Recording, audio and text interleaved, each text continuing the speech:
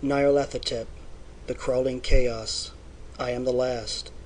I will tell the audient void. I do not recall distinctly when it began, but it was months ago. The general tension was horrible. To a season of political and social upheaval was added a strange and brooding apprehension of hideous physical danger, a danger widespread and all-embracing, such a danger as may be imagined only in the most terrible phantasms of the night. I recall that the people went about with pale and worried faces, and whispered warnings and prophecies which no one dared consciously repeat or acknowledge to himself that he had heard.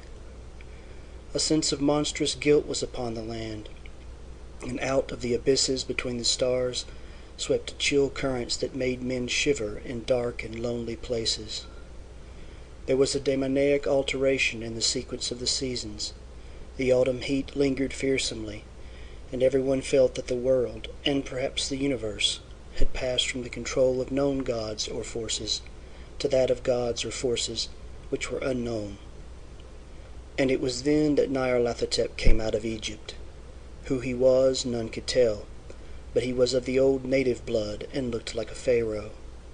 The fellaheen knelt when they saw him, yet could not say why. He said he had risen up out of the blackness of 27 centuries, and that he had heard messages from places not on this planet. Into the lands of civilization came Nyarlathotep, swarthy, slender, and sinister, always buying strange instruments of glass and metal, and combining them into instruments yet stranger.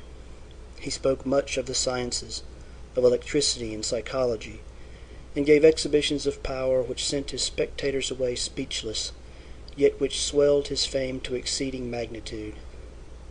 Men advised one another to see Nyarlathotep, and shuddered. And where Nyarlathotep went, rest vanished, for the small hours were rent with the screams of nightmare. Never before had the screams of nightmare been such a public problem. Now the wise men almost wished they could forbid sleep in the small hours, that the shrieks of cities might less horribly disturb the pale, pitying moon as it glimmered on green waters gliding under bridges and old steeples crumbling against a sickly sky. I remember when Nyarlathotep came to my city, the great, the old, the terrible city of unnumbered crimes. My friend had told me of him, and of the impelling fascination and allurement of his revelations, and I burned with eagerness to explore his uttermost mysteries.